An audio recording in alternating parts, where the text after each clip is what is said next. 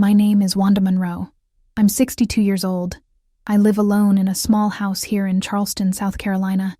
I've gotten used to silence, but never to emptiness. From time to time, I ask myself, is it possible to be forgotten by someone you raised with so much love?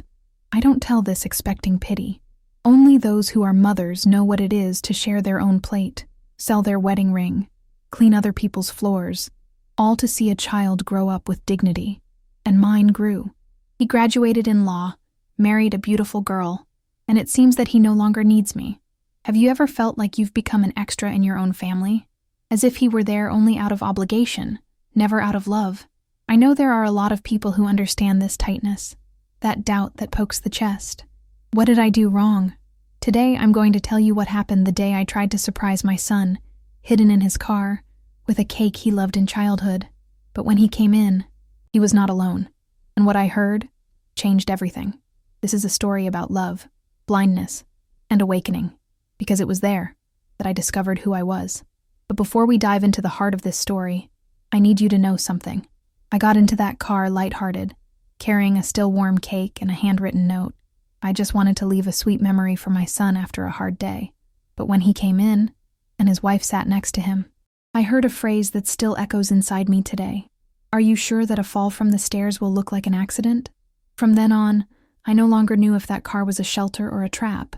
It's hard to tell that, but I believe that, if you've come this far, you may have already felt this twinge, that of trusting those who no longer see you as a person, only as a burden.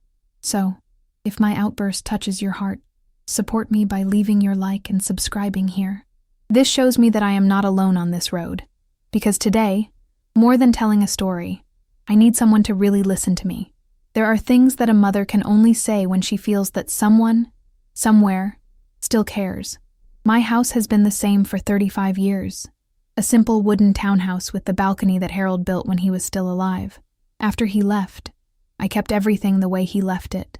Sometimes time passes so slowly inside that it seems that life has been trapped in the portraits on the wall. The smell is of lavender, because every week I put new sachets in the drawers, as if someone is still going to open them. But they don't. No one comes. Every morning I pass the coffee as if I were going to serve two. I put 2 cups, arrange 2 loaves of bread on the table. It is an old custom, but in the end, only I sit, only I drink. The sofa in the living room is always tidy. The cushions don't even sink anymore. No one throws themselves there to watch a movie or nap with their feet crossed. Sometimes I think that the only thing that has life in this house, it's me. When Michael was little, that place seemed to pulsate. He ran around the kitchen, made pillow castles, hid toys in potted plants. I didn't have a lot of money, but I had love left over. We got by. I worked in 2 houses a day, cleaning everything with my knee on the floor, while he stayed with Mrs. Sarah, a sweet neighbor who is now gone. I sold my wedding ring the year he was a senior in high school. I remember holding that ring between my fingers and thinking, I'm not going to wear this in the coffin. I'd rather see my son winning in life. I used the money to pay for a good prep course. He passed the University of South Carolina. Right. I almost fell to my knees in the bathroom at work when I received the news. I cried quietly, sitting on the cold floor, so as not to make a fuss, because a strong woman learns to celebrate alone. He went to study abroad. I missed it, but I was proud. I sent letters, money, clean underwear in the mail. I never missed anything. And when he came back graduated, I thought, now life begins for both of us. But it seems that it has only just begun for him. Soon he met Emily, nurse, very polite, very serious. At first I thought it was just her way, but over time, I realized that I got in the way. The visit was always timed. The food I made was very heavy. The sofa smelled old. My way was old-fashioned. And Michael, well, he kept silent. I didn't fight, but I didn't defend myself either. I began to notice the looks, the invitations that didn't come, the forgotten birthdays, the Christmas that became a message on the cell phone. But I kept trying. I made cakes, sent snacks, even sewed a baby jacket when I heard that maybe they were thinking about children. They never answered me. And you know, I don't blame. Life changes. The world turns and children grow wings. But there is a pain that only those who are mothers understand. That of being left aside by the one you carried in your arms. I asked myself all the time, Am I being boring? Am I pushing too hard? So I backed off. I kept quiet. I preferred to think that they were just occupied. There was a Sunday, one of those that silence screams, that I sat alone with the photo album on my lap. I stared at an image of Michael at the age of 6, with his face smeared with red velvet covering. He said that this was the lucky cake. I kept that. Years later, when he passed the OAB exam, I made the same cake. And when she got married, I did it again. I don't remember him thanking him once. It was on that day, with the album on my lap and the coffee already cold on the table, that I thought, I'm going to make that cake again. Only this time, I'm going to deliver it without warning. I had a silly idea. One of those that only a mother's heart has. I learned that he would be working late in his office near downtown Charleston. So I thought, what if I leave the cake in the car with a little note? It's going to be a surprise. It's going to warm his heart. And there, for the first time in a long time, I felt excited. I made the cake calmly, sang softly while beating the dough. I put on the little flower apron he gave me on Mother's Day, many years ago. I wrote a little note with a phrase from the Bible that he liked when he was little. Honor your father and your mother. I folded it with affection and secured it with a blue bow. I put the cake inside a nice box and went there by bus. I arrived smiling, lighthearted, hoping to see in his eyes that good surprise, like when I was a child and opened the lunchbox and found a message from me. But what I found? It was something else. You know, there is a pain that does not appear in any exam, but that destroys us inside. It is the pain of feeling invisible to the one you love the most. I don't wish that on anyone. And if you're listening to me right now have already felt it, leave just one word here in the comments. It touched me. I understand. I've lived it. Because sometimes, we just need to know that we are not alone in this feeling. I returned home that day with a tightness in my chest and a doubt. Does he still remember who I am?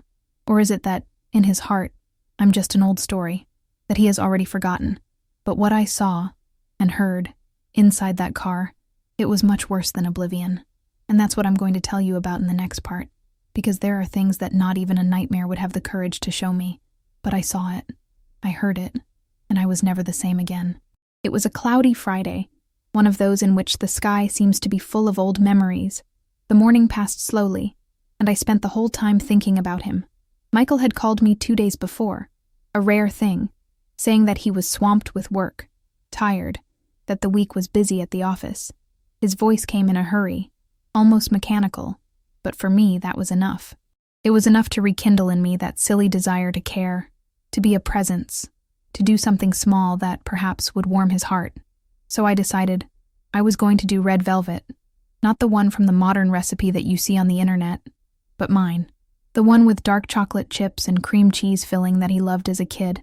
I put it in the oven and sat right there in the kitchen, watching the time pass by the window. When it was ready, I wrote the note with slightly trembling hands. I chose the verse that he repeated every night before going to sleep, still in his pajamas. Honor your father and your mother, so that your days on earth may be prolonged. I folded the paper carefully and tied it with a light blue ribbon that I found in the sewing drawer. The box was simple, but it was clean and beautiful. I put the cake inside with all the affection in the world. I put on my neatest clothes, took my wool coat, and went to the bus stop. I went down 2 blocks before his building, so it didn't seem invasive. I walked slowly to the back parking lot, where I knew he used to leave the car.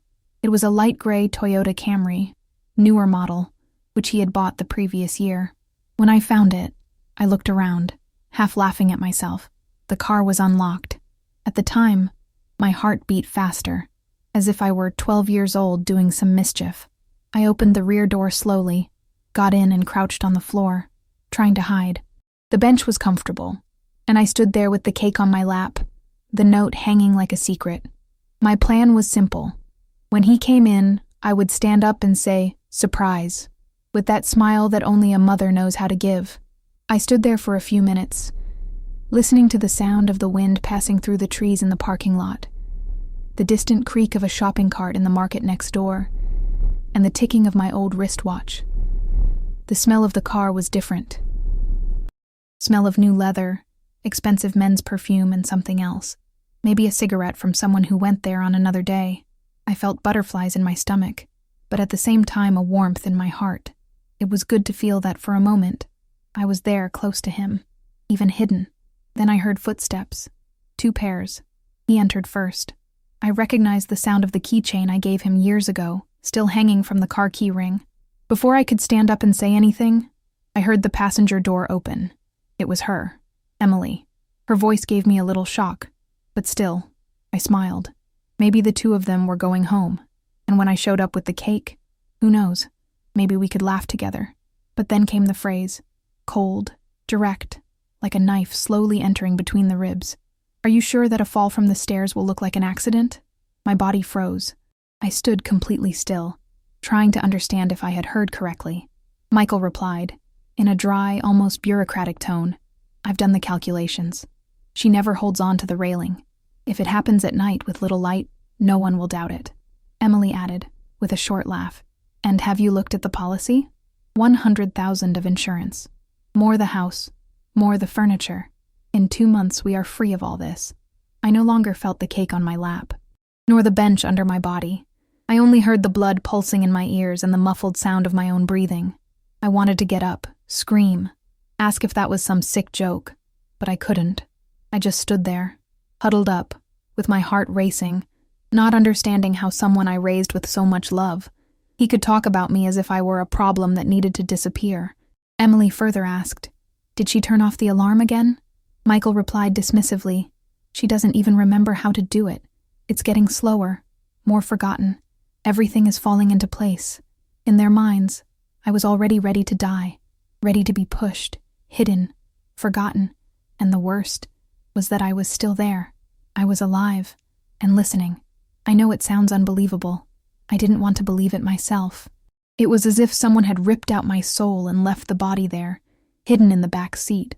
But in that instant, something inside me began to change. Something broke, silently, like the sound of a withering flower. The woman who got into that car with a cake and a note. It was no longer the same as the one that left there. And you know, what hurt me the most wasn't even the plan itself. It was the coldness, naturalness, as if killing a mother was just another decision of the week. And now tell me, what would you do if you found out that your own son wanted to erase you from his life, as if you were a number on an insurance account? Because what I did after that, no one expected it. Neither do they. Me neither. I stood there, huddled up, with the cake still on my lap, and the note now stained by the sweat of my hand. The world at that moment seemed to stop, not out of emotion, but out of incredulity. I heard Emily's voice as if I heard the clinking of cutlery at a wake. Cold, practical, soulless. She said, the stairs in your mother's house have 5 steps. If it falls from the middle down, the hit to the head can be fatal. And Michael, my boy, he would only reply, I've thought about it. The light in the hallway is dim. Just wait for a rainy night. At that time, I felt something that I can't explain, as if the blood had flowed out of my body. It wasn't just pain. It was a kind of mourning still with the body warm, and even so, I couldn't move, neither coughing nor taking a deep breath. The only thing that worked inside me was the ear, and the heart, beating so fast it felt like it was going to give me away. She asked, what about the policy? Did you check the value? And he said, 100,000. It's already in my name. The house is worth more than that. With the sale, I pay off the loan, and I get clean. Emily laughed, and he said, with a little push of fate, we solve life in a month. I, who have heard his cry from fever, who have heard the sound of his laughter in my bed when I was still wearing dinosaur pajamas. Now I heard him bury me alive with a woman who never accepted me even as a visitor. But it was not only that. What really broke me was the final part. Emily asked, do you think she suspects anything? And he, with a tone so calm that he seemed to be ordering a coffee, the old woman doesn't suspect anything.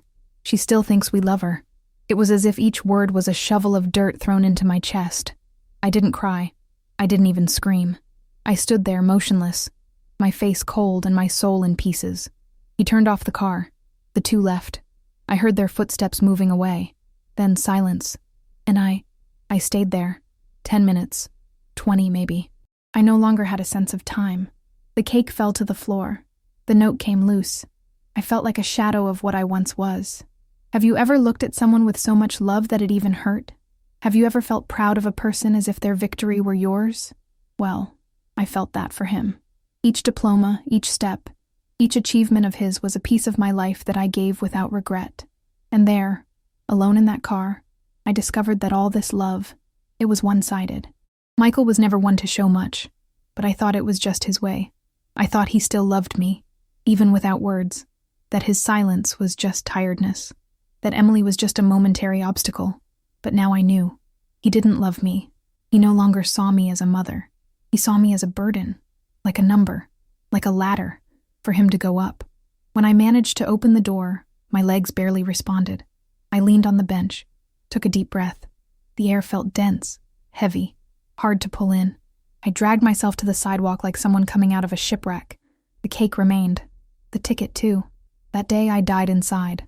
But in place of blind love, something else was born. Coldness. Silence. It's a plan. Because if they think I'm weak, that I'm stupid, that I can't see, perhaps they have forgotten who I was for 30 years. The woman who raised a man alone.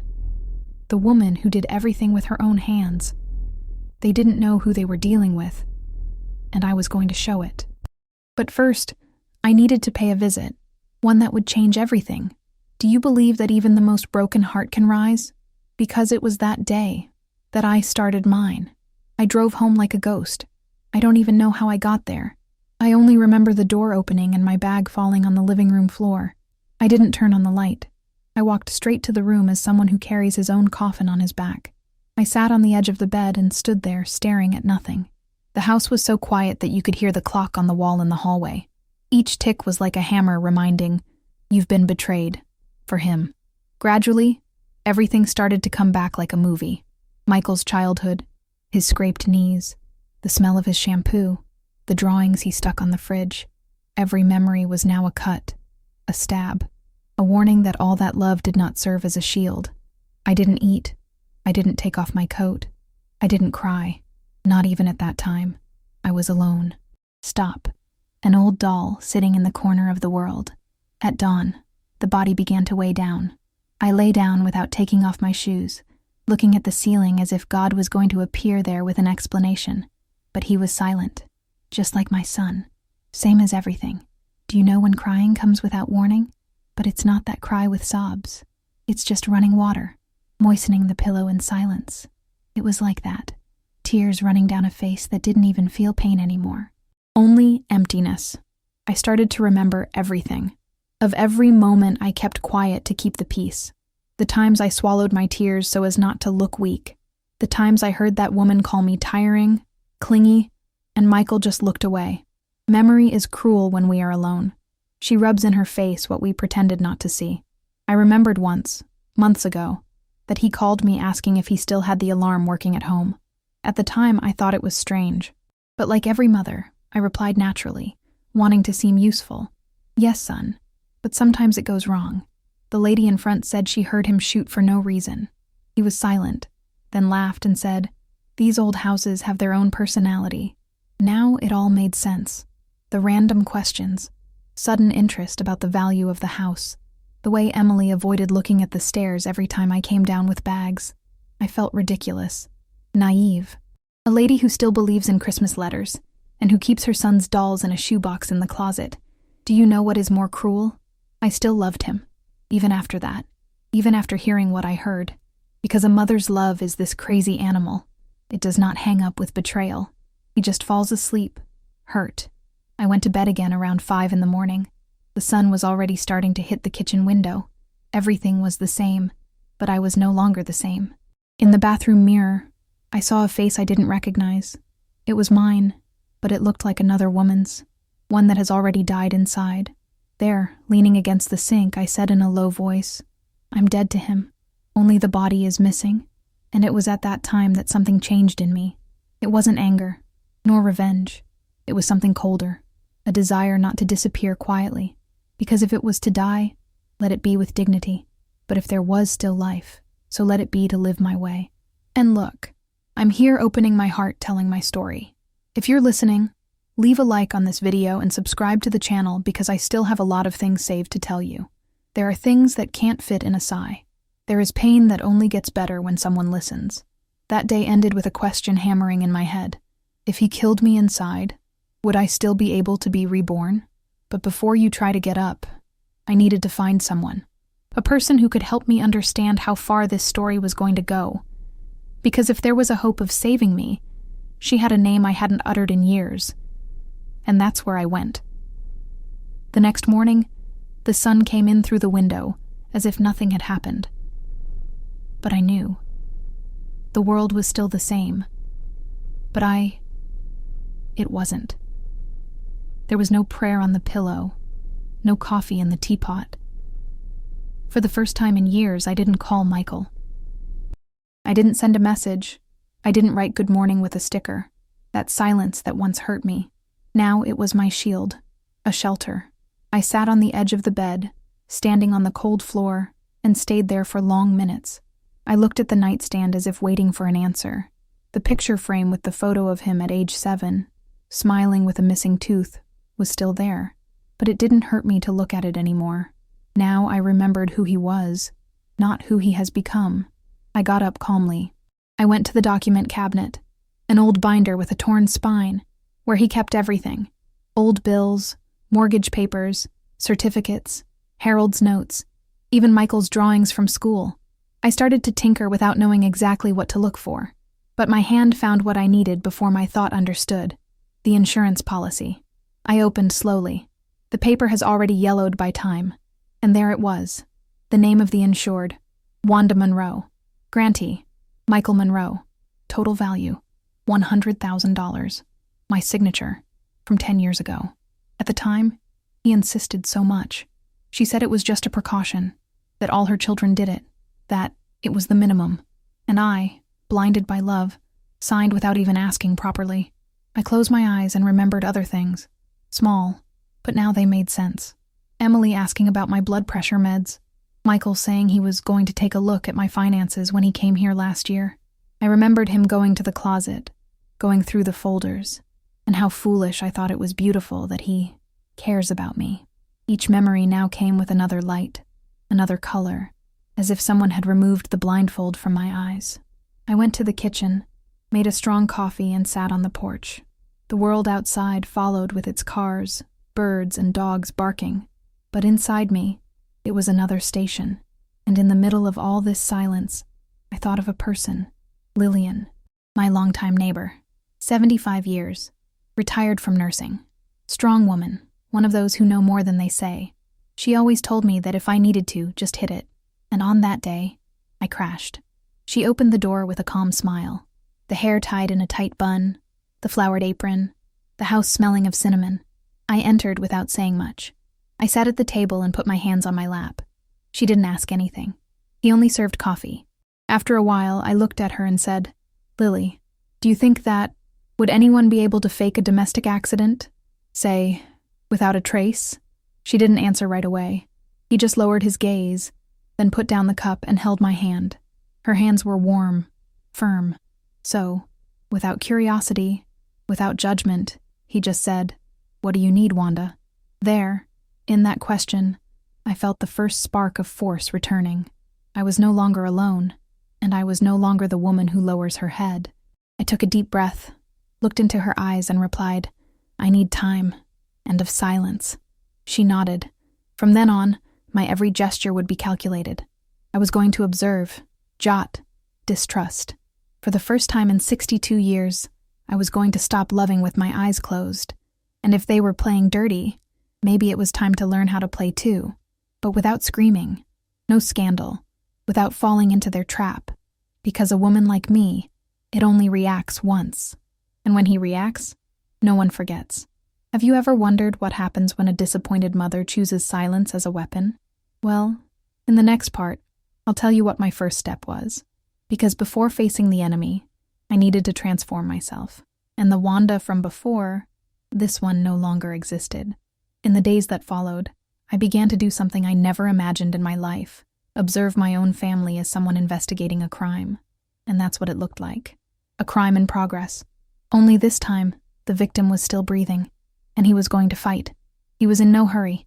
It was like embroidery, stitch by stitch, without skipping any.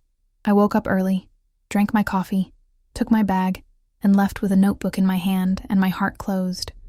No tears, no nostalgia, just attention. On the third day, I went to the hospital where Emily works. I know the way well. I had already left cake there, flowers, even baby clothes for a colleague of hers who was going to be a mother. I always wanted to please. Now, he was there for another reason. I parked across the street, in the shade of a tree. I saw her leaving the building with a wide smile, talking to someone on her cell phone. He walked lightly, safely, as if he did not have a corpse on his conscience. Minutes later, he stopped by the corner cafe, took 2 lattes and got into the car. In the passenger seat, I could see folders and papers. A blue envelope, with the seal of the HealthSafe insurance company. She looked to the sides before opening it, but he didn't see my car. He didn't see my eyes. I wrote down the time, the place, and that detail of the envelope.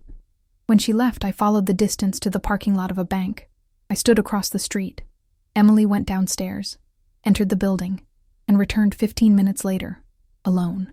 On the phone, he said something like, "No, we are still waiting for the final opinion, but with the report in hand, everything will be fine." The expression was too calm. That night, I locked myself in my room and began to put together a timeline based on the dates, names, and phrases I collected. I knew that if I acted on impulse, I would lose myself. But if I took a deep breath, everything would fall into place. 2 days later, I stopped at a coffee shop near the bank, ordered some tea, and sat next to where employees were talking. And it was there, in the midst of the noise of the glasses and the espresso machine, that I heard Michael, my son, on the phone. He said, "So, if her condition is considered critical, the anticipation is valid, right? Even with age?" "Yes, I can get the report. My wife works with the people in the sector." Pause. "Yes, she's getting worse. Confused. It has fallen a few times." The cup almost slipped out of my hand. He was lying with the naturalness of someone who asks for a coffee without sugar. That day, I went straight back to Lillian's house. I told what I heard. She didn't ask anything.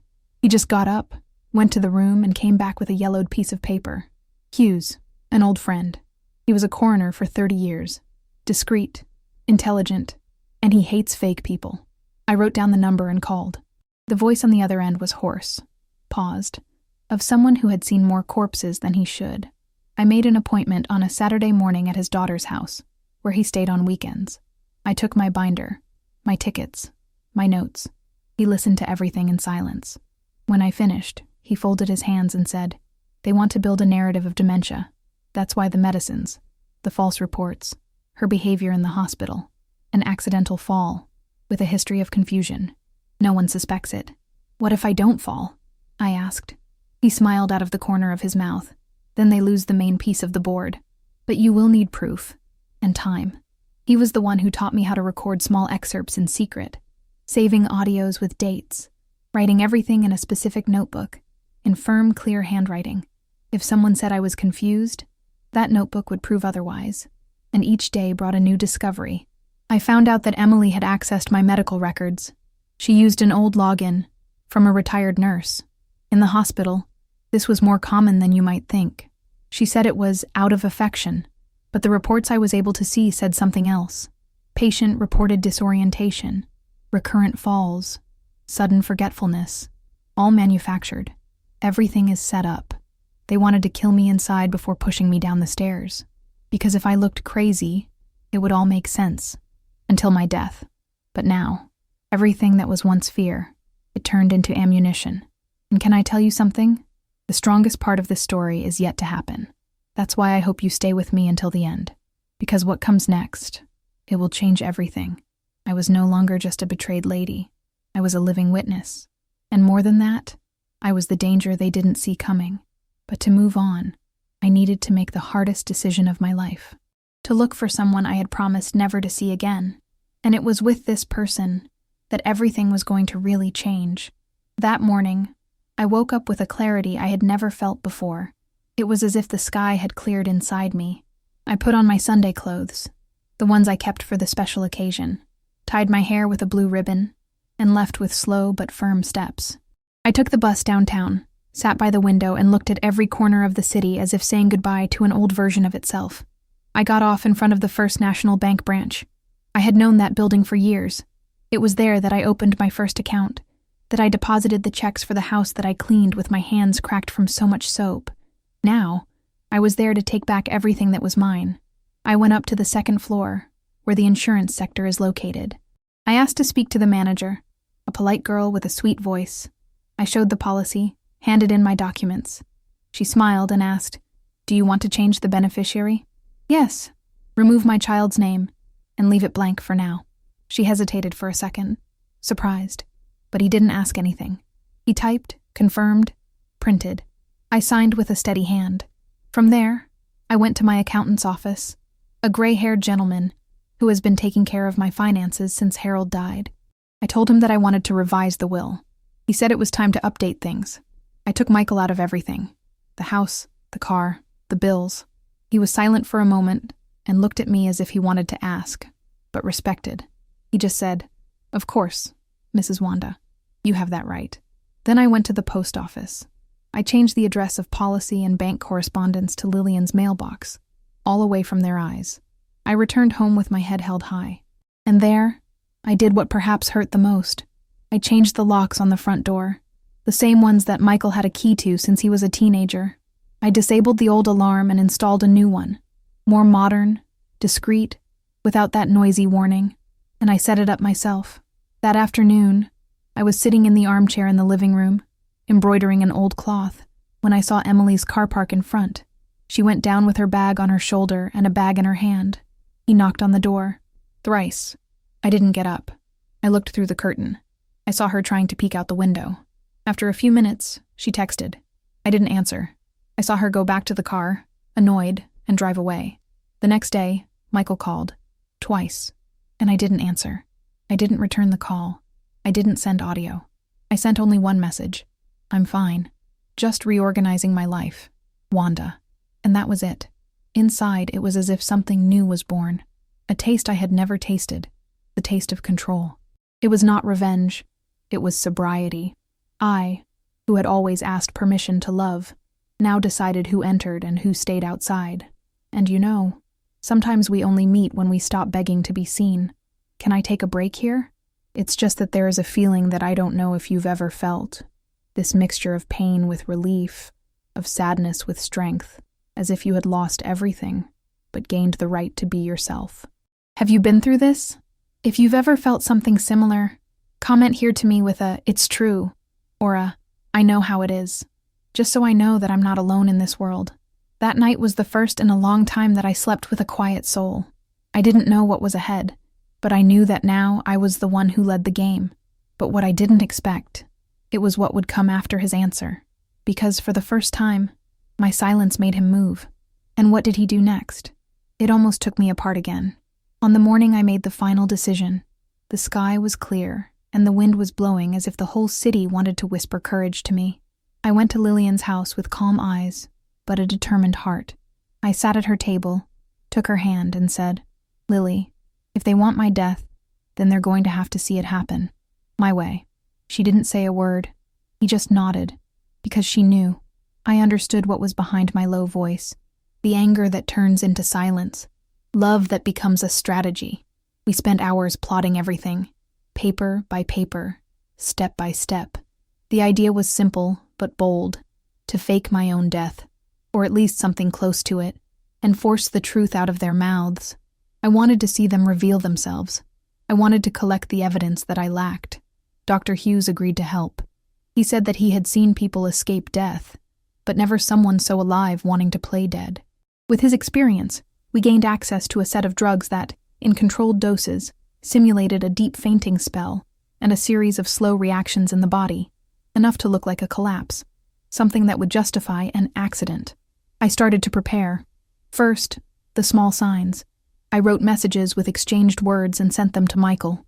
Once, I said, "The cake was in the brushing cabinet," instead of colander. Another said that Harold's TV had responded when I called for him. Mistakes like that. Did they want me to look confused? Well, it was going to cause confusion. I left the stove on for a whole day, but I forgot in a calculated way when I knew that the street manager would come by to inspect the gas network. He even warned Emily. Another time I went to the market and paid twice for the same purchase. When the cashier tried to warn me, I pretended I didn't understand. I smiled and left. In the backyard during the afternoon, I left the gate unlocked and tripped near the fence. The neighbor helped me get up. I just said, "It was the step, it was the step," with a vacant, well-rehearsed look. My every move was a piece that pushed their plan forward. And then came what I expected. Michael called Emily from the car, thinking he was alone. But I had left a little tape recorder stuck in the glove compartment, the same kind Dr. Hughes taught me how to use.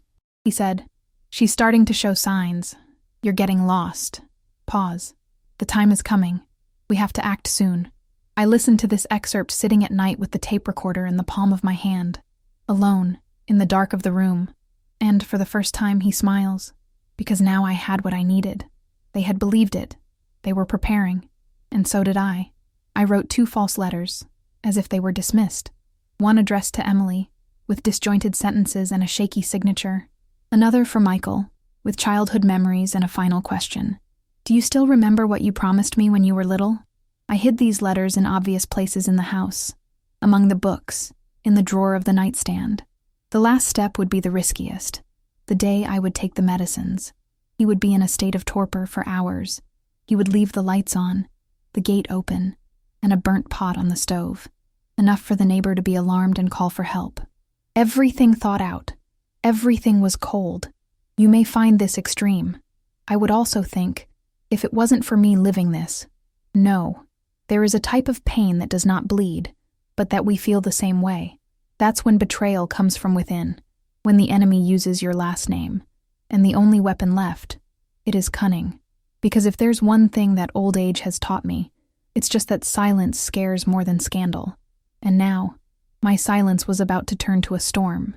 In the next part, I'll tell you what happened when the plan went into action, and how sometimes death can be the key to feeling alive again.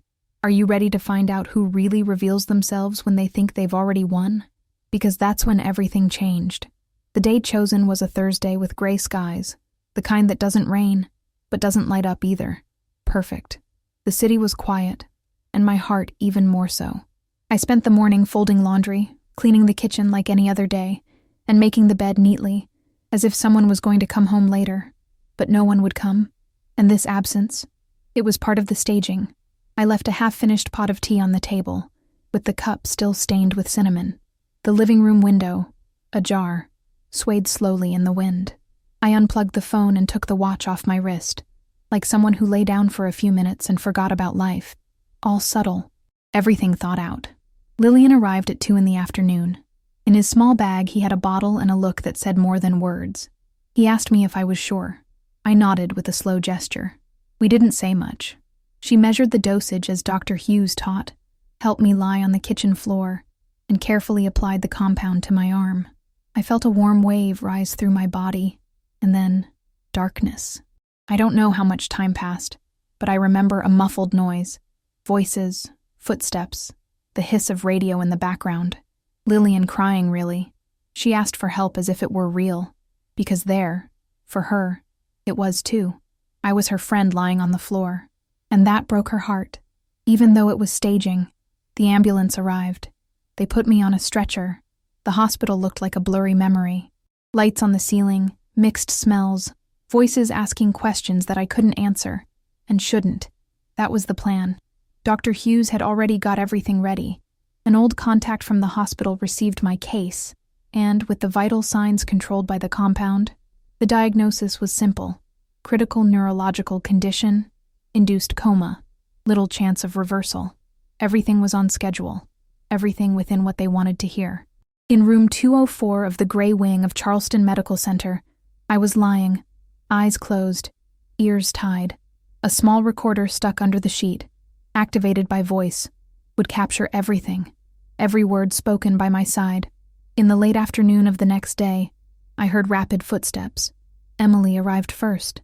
I smelled the perfume before the voice, and when he spoke, there was no tremor, no tears. "The house is still in her name, right?" he asked. Then Michael came in. The voice is lower, more careful, but still practical. "We need to see this soon. If you let it go into inventory, it complicates things. And the insurance? It depends on the report." They talked as if I were a piece of furniture in the living room. as if my life was already archived. "Does she have a will? Did you see something?" Emily asked. "I think so, but I need to look for it. We'll go there tomorrow." Every sentence was a stab, but it didn't hurt like it used to. I was prepared. It was like seeing the real face of the one you created, and finally accept that love was not enough to stop greed. But can I tell you something in all sincerity? Listening to all that with my eyes closed didn't destroy me. It set me free. Because when you see clearly who the people around you really are, you stop blaming yourself. Stop trying to understand what you did wrong, and he begins to see what he did right. Survive. If this piece of my life can become a mirror or a hug for someone, will it help me to carry it forward? Like and subscribe here to the channel. It makes more difference than you think. Sometimes, a simple gesture of support can give a voice to those who have spent too much time being silenced. That night, alone in bed, listening to their footsteps move away, I thought, now, yes, I know who you are. And more importantly, now, I know who I am. But the last piece of my plan was still missing. A final move. Because it is not enough to unmask. You have to let them feel the weight of the mask itself falling. And that's exactly what I prepared for their next visit. Little did they know that they were about to meet someone who had returned from their wake. A few days before the simulation of my death, I sat at my living room table with a new jingling pen and a blank paper. There I was going to write what I never had the courage to say, not even in the worst moments.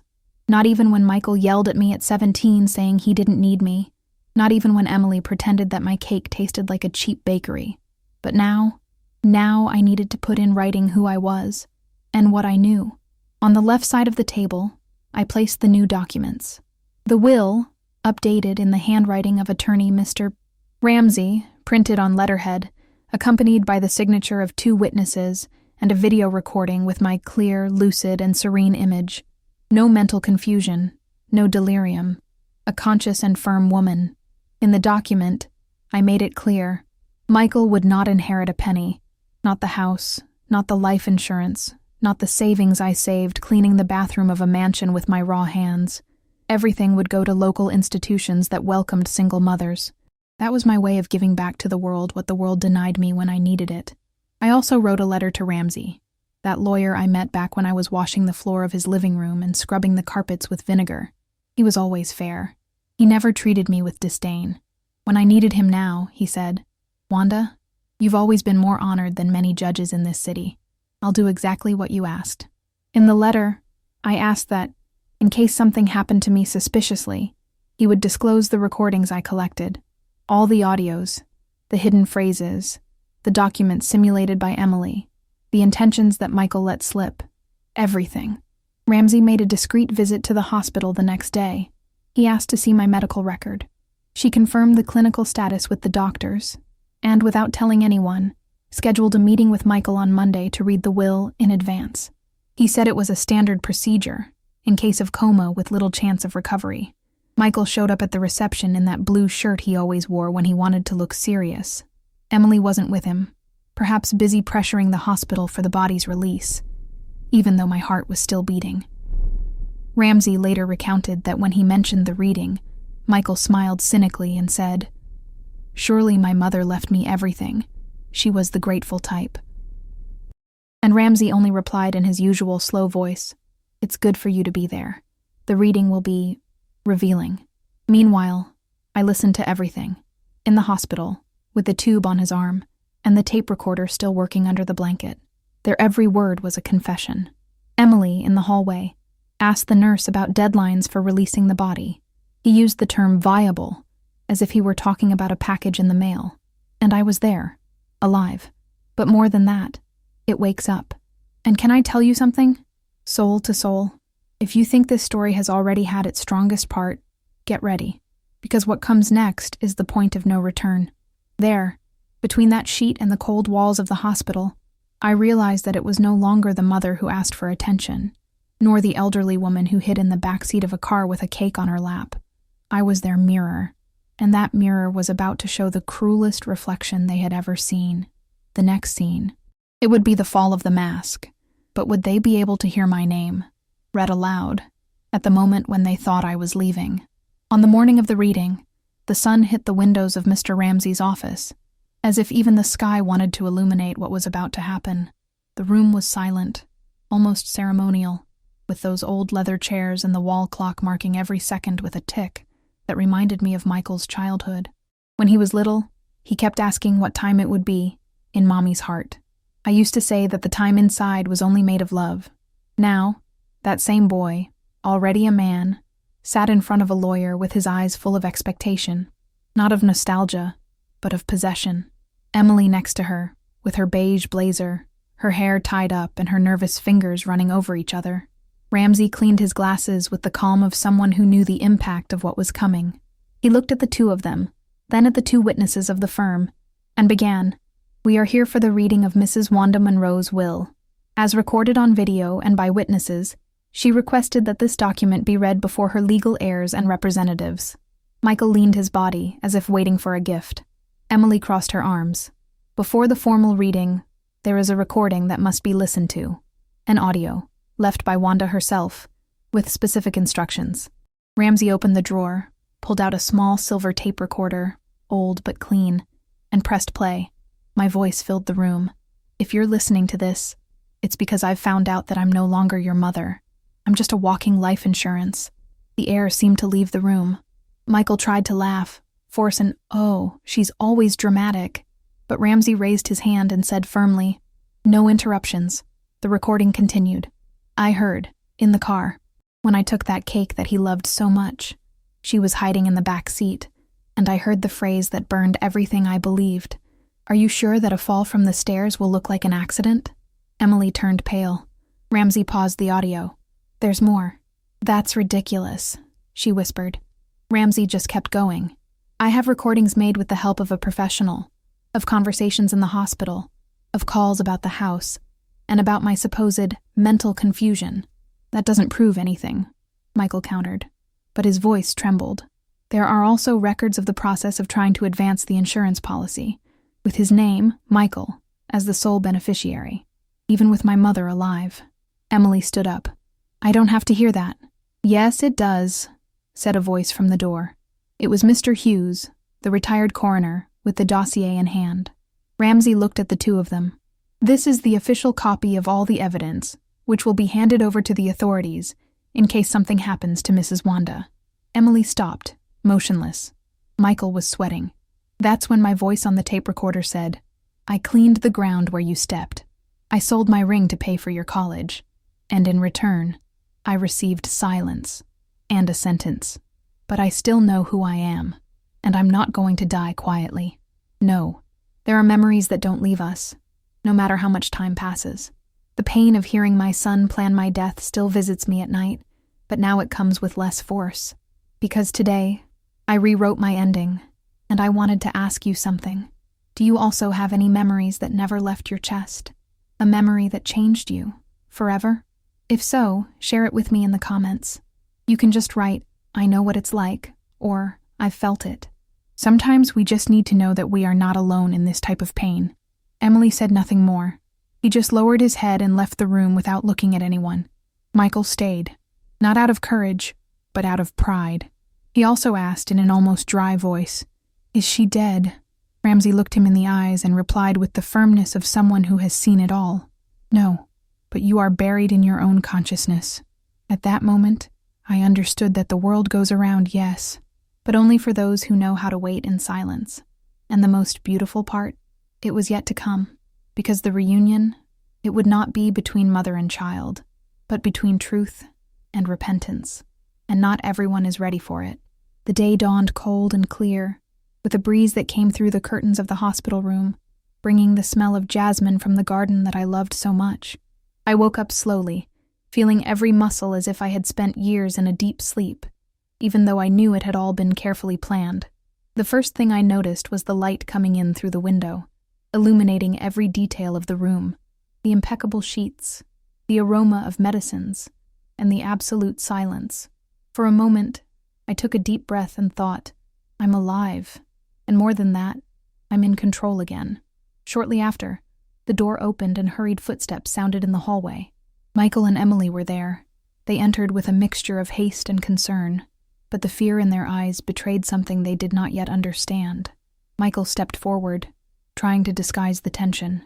Emily smiled forcefully, that smile that didn't reach her eyes, trying to create a sense of normalcy that didn't exist. I just sat in the armchair, combing my hair as if it were an everyday gesture, completely ignoring their presence. The silence was heavy, almost palpable, and they didn't know how to react. Michael's gaze searched for some explanation, some word I could say, but nothing came. I wanted him to feel the true dimension of everything he had done, and for every second in that room to be like a mirror to his own consciousness. He approached and reached out in the direction of mine. I tried not to show it, but I felt a chill run down my spine. When he touched my hand, I pulled back slightly, not out of physical fear, but to make it clear that the control of the situation was no longer his. Emily tried to soften the tension with sweet words, but I just pressed a discreet button next to the bed. The security guard entered immediately, elegant and firm. "They're not allowed," he said, and my eyes met Michael and Emily's. Fear settled on their faces instantly. There was no more manipulation. There were no more illusions. Everything they had planned and hoped for was taken out of their hands. The silence spoke louder than any screaming, and at that moment, they realized that the tables had turned completely. Hours later, Michael and Emily received a call that destroyed any hope they had left. The house they thought they owned, the insurance policy, all the joint accounts. Everything had been given away, foreclosed, or redirected. The money they planned to make on my death, the carefully crafted plans, all disappeared like sand between their fingers. They were bewildered, without resources, and, most importantly, without any justification. Every detail they thought they controlled had been turned into proof of their own greed and coldness. I allowed myself a small smile, not of petty joy, but of quiet satisfaction. For decades, they had underestimated a woman who seemed fragile and forgotten. Now, the mother they wished to erase was more alive and powerful than they could have ever imagined. As I watched from afar, reflecting on the magnitude of it all, I felt a mixture of relief and sadness. Relief for being safe, alive, in control. Sadness to realize that the trust and love I offered had been treated with such contempt.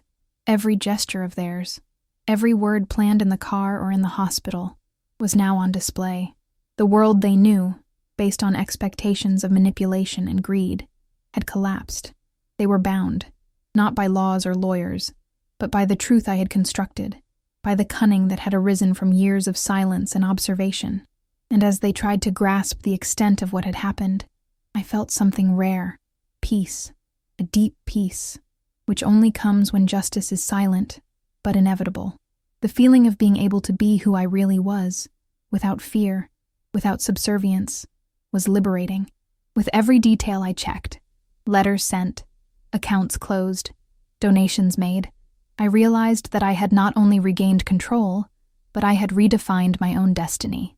They no longer had influence, no power, no justification. Michael looked at me as if trying to decipher an impossible riddle, while Emily remained paralyzed, feeling the weight of everything they had planned and failed to execute. Silence again became my ally, filling the space with the certainty that the truth had triumphed. It was at that moment, sitting there, combing my hair, that I fully understood the dimension of my journey. Every sacrifice, every tear shed in silence, every day of exhausting work had prepared me for that moment. I not only survived the betrayal, but I turned the betrayal itself into justice. The forgotten, ignored, underestimated mother was now at the center of power, and that force, which sprouted silently, would be the foundation for rebuilding my life in ways that Michael and Emily could never manipulate or control again. And as I watched the reflection of the sun in my bedroom window, one certainty emerged with crystal clarity. The life they tried to take away from me would not only continue, but would become bigger and more meaningful than they had ever imagined. But one question still hung in the air, insistent and provocative.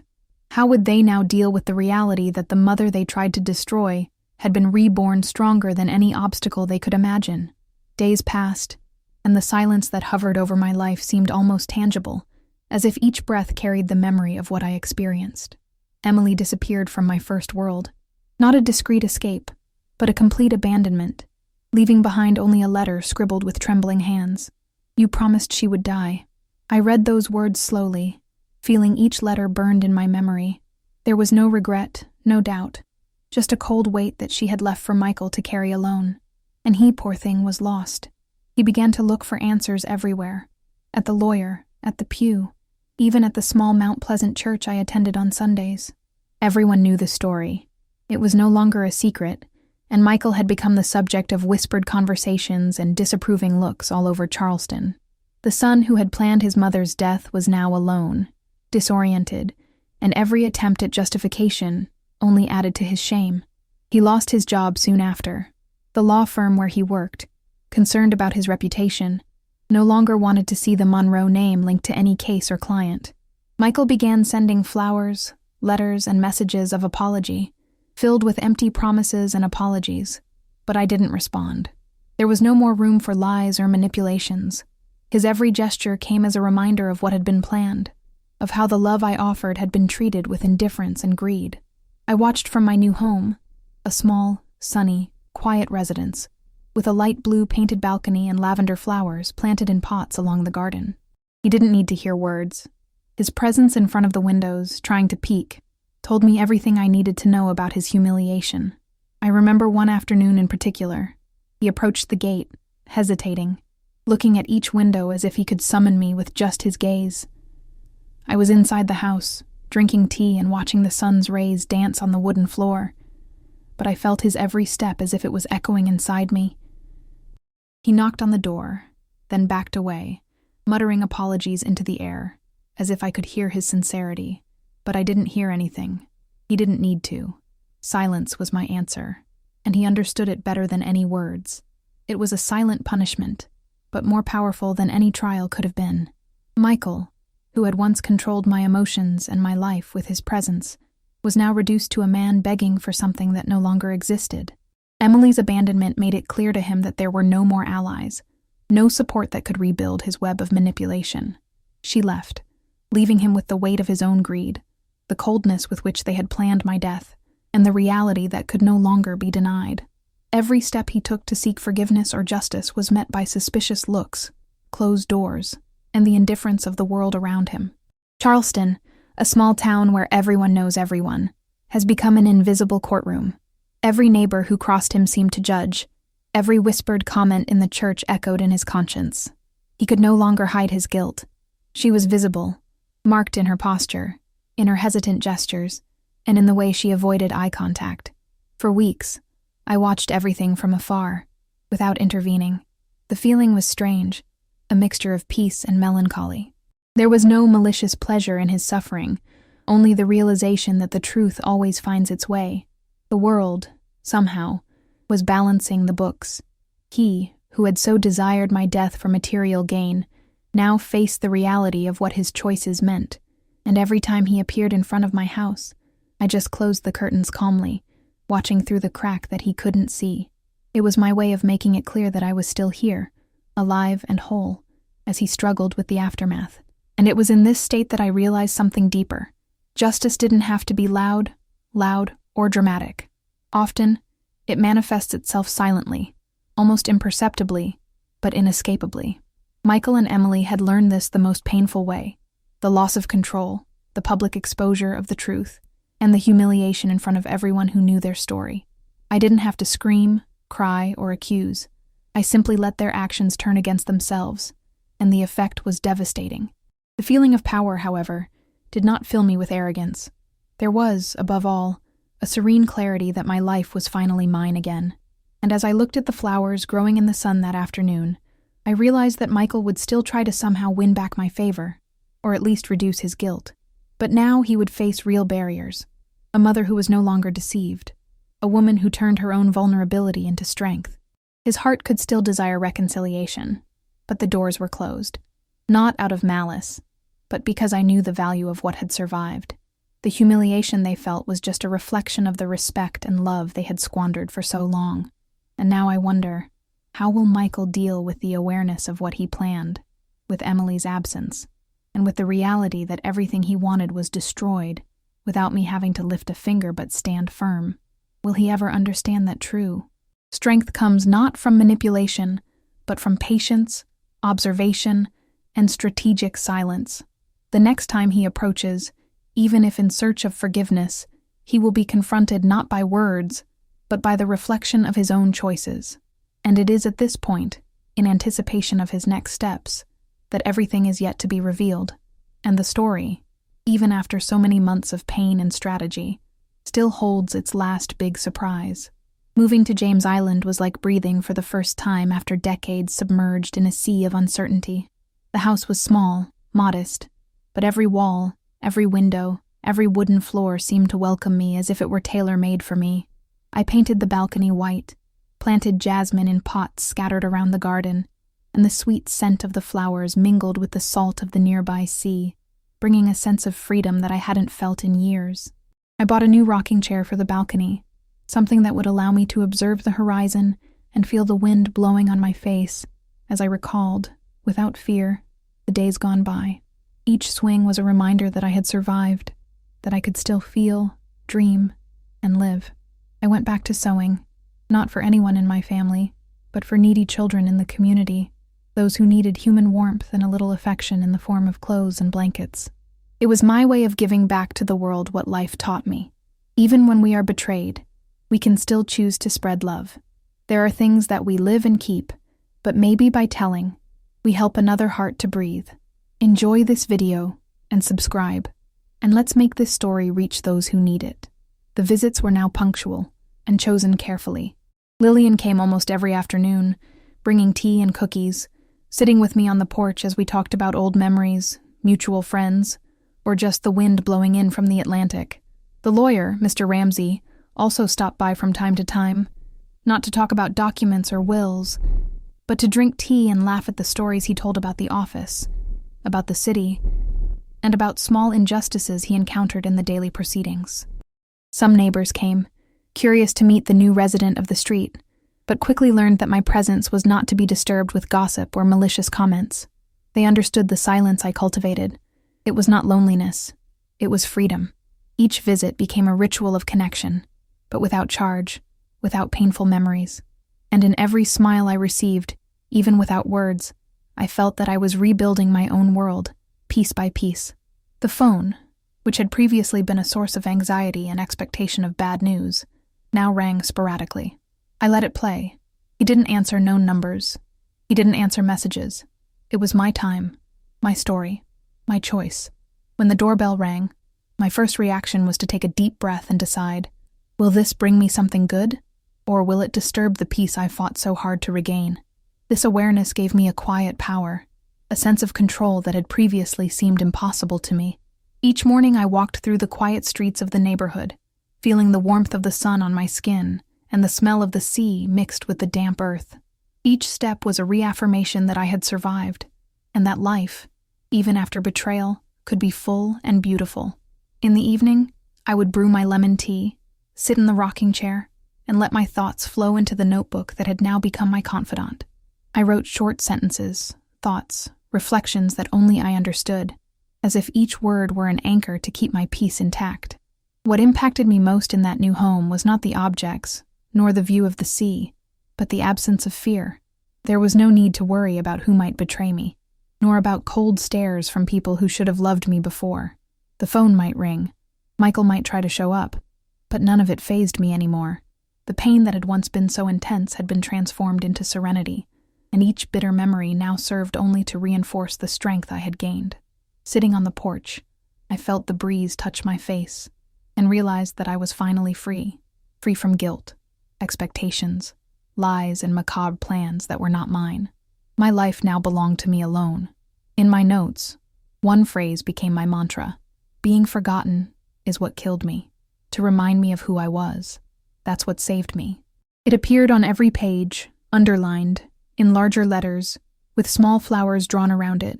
It was the reminder that I didn't need anyone's approval to be important, that my life had value regardless of who recognized it. Justice, indeed, had come quietly, but the greatest victory was not seeing Michael or Emily humiliated or deprived of what they had planned. The real achievement was to regain my own space, my time, my mind, and my heart. With each passing day, peace became more solid, more true, and I felt that I could grow old with dignity, without the weight of betrayal on my shoulders. My days were simple, but full of meaning. I sewed for the children of the community, delivering small packages of clothes and blankets, and in each smile I received, I felt that my ancient sacrifice found an echo in a greater good. Lillian often commented, "You've turned your pain into light, Wanda." And I just smiled, knowing that every step of my journey there, every silent tear, every moment of fear and despair, had prepared me for this tranquility. There was no need for revenge, confrontations, or constant memories of what I experienced. The freedom to live in peace, to be remembered only by those I really chose, was enough. At night, when the sun set and the golden light crossed the porch, I would sit in the rocking chair, watch the horizon, and take a deep breath. Every sound of the sea, every bird that flew low over the water, every scent of the flowers I planted, was a reminder that I had survived and been reborn stronger. He no longer needed to fear, control, or plan. My life was now mine, and every moment of silence, every sunny morning, and every cup of lemon tea was a silent victory over the years of suffering.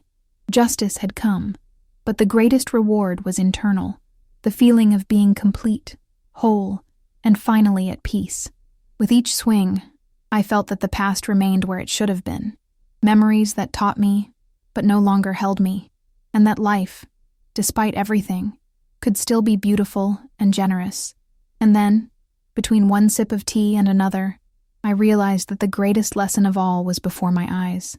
Life is fragile, trust is delicate, but the ability to get back on your feet, to reinvent yourself, and to find peace, even after the greatest betrayals, is infinite. I had lost so much, but now I had more than I ever imagined. My time, my space, my freedom, and the certainty that my life was worth on its own, without depending on anyone else. And as the sea breeze caressed my face, I smiled to myself, thinking that finally, after so many years of struggle and suffering, I was exactly where I was supposed to be, at peace, alive, and in absolute possession of myself, ready for the days to come, unhurried, unafraid, just living, fully. I sat down at the kitchen table, the soft evening light streaming in through the open windows, and began to write. The pen glided over the paper, as if it had a life of its own, and every word he put down carried years of memories, sacrifices, and silent pain. The letter was for Michael, but it had no room for hatred. There was no name-calling. There were no direct accusations, just the unvarnished truth. You killed who I was inside, but it gave me the chance to be reborn outside of you. I took a deep breath and let my hands rest on the paper, feeling the weight of each memory that emerged as I wrote. The photo of him, aged 5, smiling innocently in front of our old house, rested next to the letter. It was a reminder of everything I once was and everything I gave without expecting anything in return. As I wrote, my thoughts traveled. I remembered the nights I stayed awake sewing small clothes, the cold mornings starving him so he could have a hot coffee and freshly baked bread, the tears hidden in the bathroom at work when I heard he had been accepted to college. Each memory was a thread that connected the past to the present, but this time, instead of pain, I felt a kind of lightness. It was as if, by putting my words on paper, I was freeing myself from a burden I had been carrying for decades. To forgive did not mean to forget. To forgive meant to recognize that I deserved to move on, without carrying a grudge, but also without allowing those who hurt me to have access to my future. I came to a part of the letter where the emotion became almost physical. I wrote about how they, Michael and Emily, believed that they could manipulate my life, that they could determine my end and control my legacy. And yet, there I was, alive, rebuilt, owner of my history, with every detail of my life protected. A phrase was born naturally at that moment, almost like a whisper. The best punishment for those who did not value it was never my anger or my hatred, but my freedom. I wrote this slowly, feeling each letter lock on the page, knowing that those words could echo in the mind of anyone who had ever felt betrayed, invisible, or underestimated. Perhaps this was the most profound lesson of my entire career, that true strength does not come from revenge, but from silent reconstruction and autonomy over one's own life. As I folded the letter to put it in the drawer, next to his picture as a child, I noticed something that made me smile to myself. The house was silent, but not empty. The wind poured in through the open windows, bringing with it the smell of jasmine and the faint sound of ocean waves in the distance. Every detail reminded me that my life was now in my hands, and that no one could steal it from me again. It was as if the whole of nature had conspired in my favor, offering me not only shelter, but also peace, and confirmation that my choice to live out of reach of those who had hurt me was the wisest. I also remembered that the letter would never be sent, not because I was afraid or weak, but because I realized that some truths exist only to set us free from within. I didn't need Michael to know. I didn't need to confront him. I didn't need applause or recognition. Keeping the letter was a gesture of silent power, a way of declaring that my life, finally, no longer belonged to anyone but me. The pain of the past had been transformed into strength, and the absence of contact with them was not sadness. It was protection and preservation of what I built after so much suffering. The letter was my private monument, a reminder that even in the deepest wounds, we can flourish. In the midst of this reflection, a strange feeling mixed with my calm, the awareness that most of my story had already been told, but that what was to come was still my most precious secret. The letter, the photo, the memories, all of it remained with me, unchanging, holding an intimacy that no one could violate. And at the same time, I felt a quiet curiosity for what life could still offer me. I knew that peace was not a final state, but a continuous process of choices, decisions, and small joys that I built each day. It was like walking on the beach, feeling each wave crash, knowing that each step is mine, and that no one could erase my trajectory again. I closed the drawer slowly, as if I was sealing not only the letter, but also all the years of sacrifice, unconditional love, and waiting. There was a sense of completeness, but also of anticipation. Something told me that there were still quiet chapters to be lived, small victories to celebrate, moments of simple joy that I could finally recognize and enjoy. The past could be remembered, but it no longer dictated my present. And as I watched the sun go down, reflecting on everything I wrote and experienced, I felt that the story was far from over, not for me, but perhaps for those who observe and learn from our choices. The house remained quiet. The sounds of the sea mixed with the singing of birds created a calm melody that filled every corner of my new home. Every item, every flower, every detail was a reminder that I had won quietly, without fanfare, and that true justice was not revenge but autonomy. The unsent letter stood as a symbol of this victory. It did not need to be delivered to take effect, because its power resided in me, in the awareness that my life, at last, belonged to no one else but myself. And suddenly, I realized that the greatest revelation of my story would not be the exposure of the betrayal, nor the downfall of Michael and Emily, but rather my own transformation, from victim to architect of my freedom, from forgotten woman to mistress of my destiny. At the end of that day, I sat in the rocking chair on the porch, watching the horizon blend with the sea, and the sky tinged with orange and pink. I felt a deep peace, but also a silent expectation. There were still mornings to come, days of sun and rain, moments that I could live fully, without fear, without demand. And deep inside, a question hung in the air, subtle and insistent. If life can surprise us with pain and betrayal, can it also surprise us with unexpected joy, in ways we never imagined? I kept that question with me, as a common thread for the days to come, knowing that, despite all the past suffering, history still had chapters to write, and that my freedom was only the beginning. Saturday dawned clear, with the sun slowly coming in through the curtains of my new home on James Island, bringing that smell of sea air that always calms me. I was on the porch, watering the growing jasmines with vigor, feeling the breeze touch my face, when the new neighbor approached. A young woman, curious eyes, open smile. "You seem so at peace," he commented, observing my care of the flowers.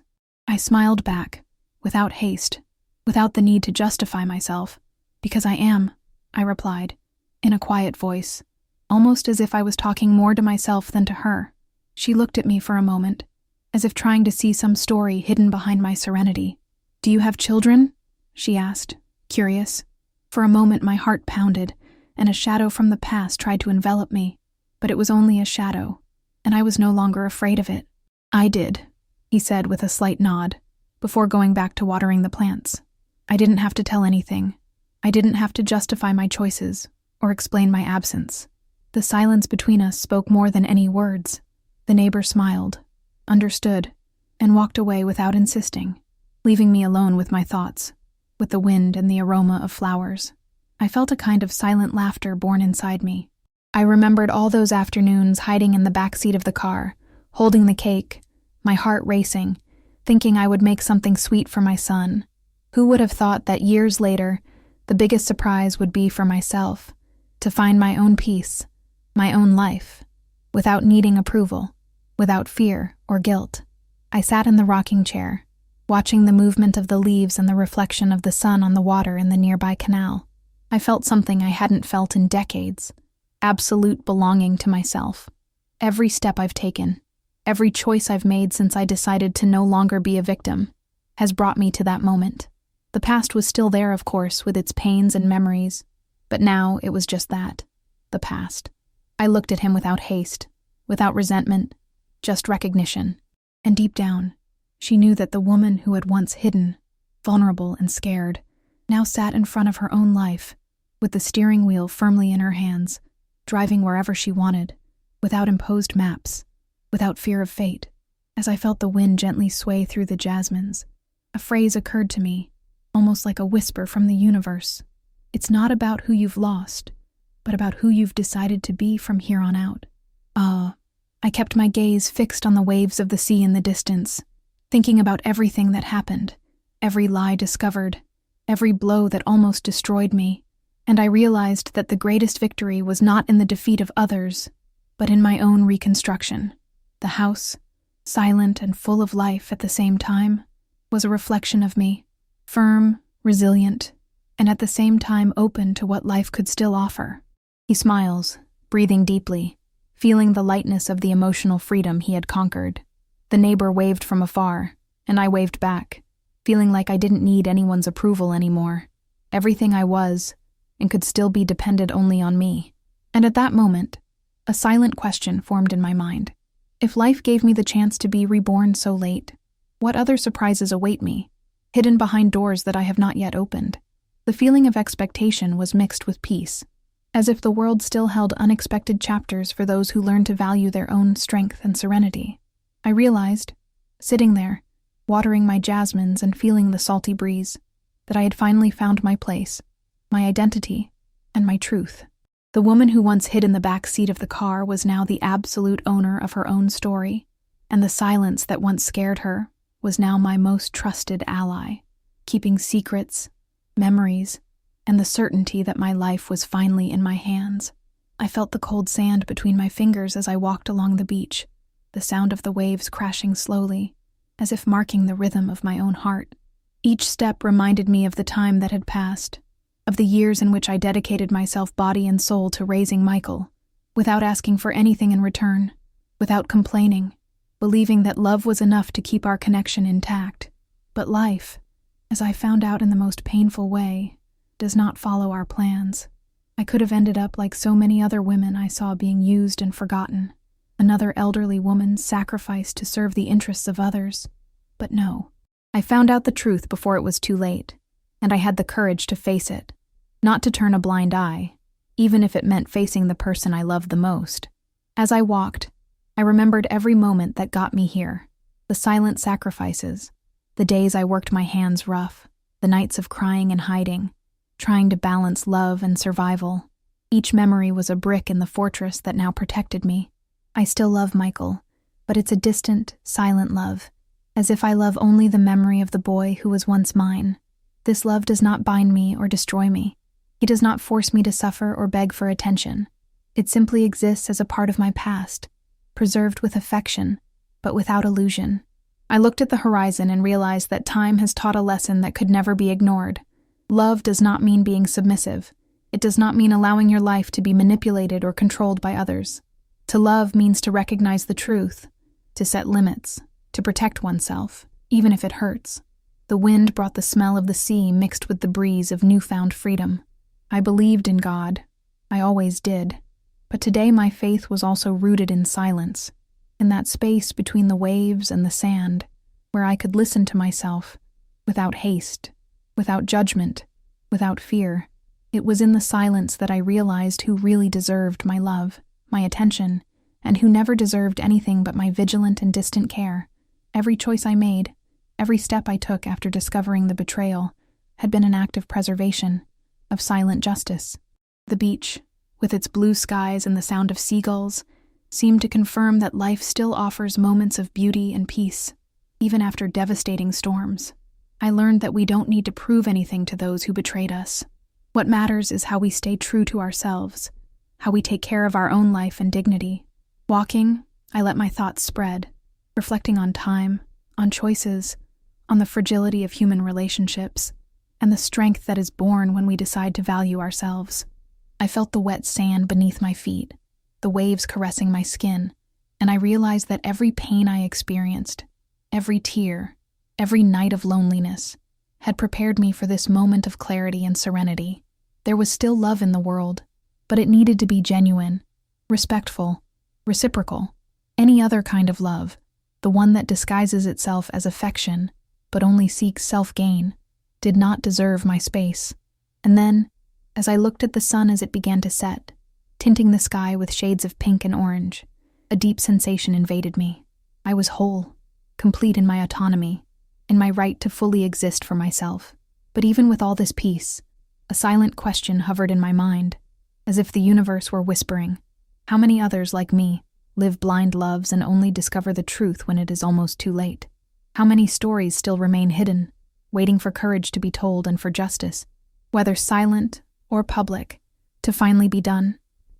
The horizon seemed endless, as if the answer was still ahead, waiting for me, or anyone else who heard my story, to take the next step.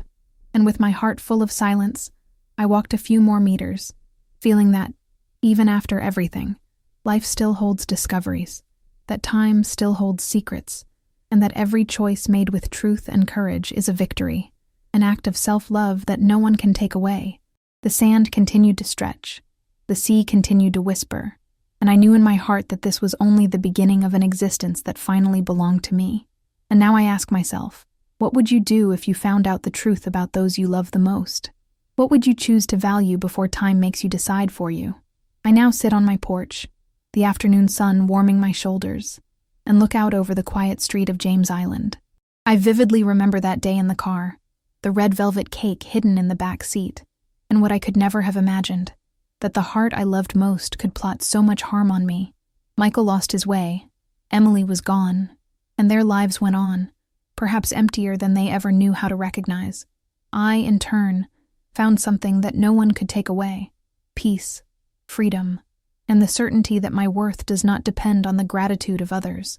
I learned painfully that blind love can become a trap, that loving does not mean annulling oneself, submitting or allowing oneself to be exploited, that sometimes being remembered as an absence is more dignified than living as a burden in the lives of those who never valued us. And that's the great lesson I want to share. Every conscious choice of self-love, every boundary we draw, is a silent victory, an act of courage that protects our heart and our history. I want to thank you, who have stayed with me so far, for listening to my story. Each like is like a hug that warms and supports this channel. Each subscription is like an invitation to meet again for the next coffee, sharing memories, emotions, and learnings. If you're watching me, tell me in the comments which city you're from. Let's create a space of stories and belonging where every experience matters. Don't forget to activate the bell so you don't miss it when the coffee is ironed again, and you can come back to hear new stories of life, struggle, and overcoming. And don't go away yet. Listen to the next real story that will appear on the screen. Always remember, each wrinkle tells a story, and each story carries a strength. Watch the next video here on the channel with another incredible story, and allow yourself to dive into another life that teaches us about courage, resilience, and love. But above all, about the freedom to be who we really are. I was forgotten. I was betrayed. But now, I am free.